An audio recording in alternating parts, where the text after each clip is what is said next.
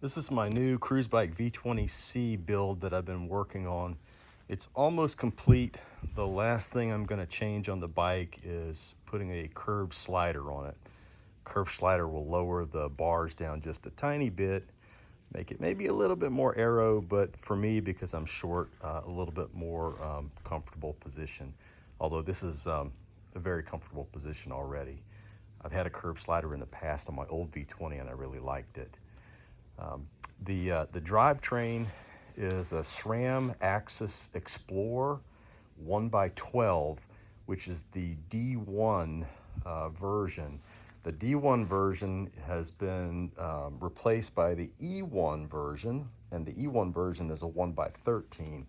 So I got a pretty good deal on this setup, basically half price on the drivetrain, and the drivetrain included the rear derailleur, the cranks, a power meter, chain, included a force level cassette, brakes, and the shifters, and the cables were already all set up with hydraulic fluid in them. I just had to plug everything up, so it was very, very easy to install. I did replace the cassette with a 10-44 Garbarook. The Garbarook is the same range as the Force, but the jumps are a little bit different.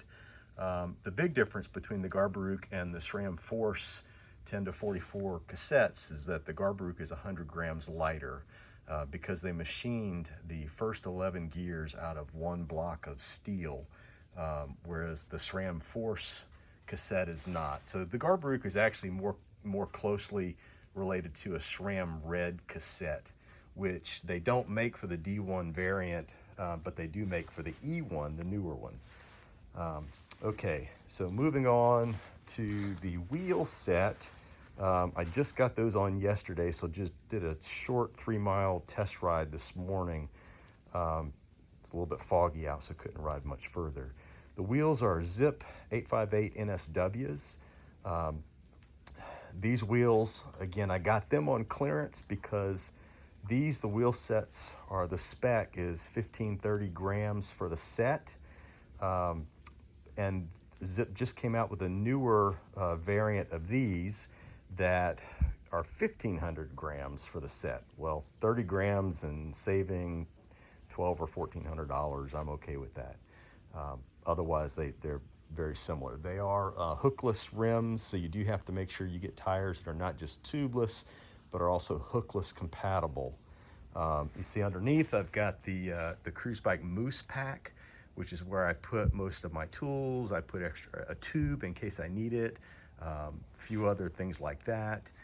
Then I've got the Cruzbike Race Cage on the back. I added a taillight mount to it. It doesn't come with the taillight mount.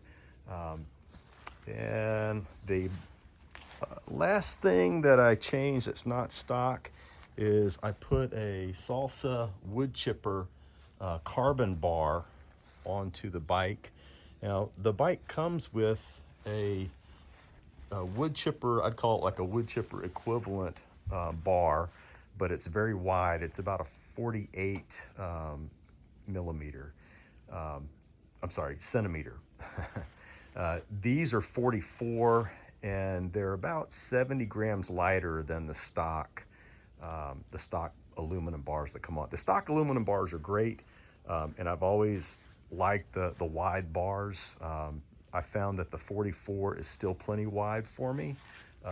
So, and it's also lighter. So, and the bars were on sale, also half price. The wood chipper 2s carbon, I think, were $107 from Salsa, and regular 200 and something. So those were on either sale or clearance as well.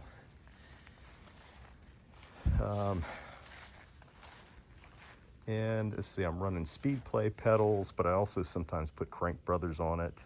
I had to add this piece of aluminum on the front to mount the light. Cruzbike does sell a piece like that, but I found it pretty easy just to take some aluminum flat bar I had laying around, bend it, drill it, paint it, and put it on for the same thing. Okay, Well, that's it for today. Hopefully in the next week and a half, I'll have the curve slider on there.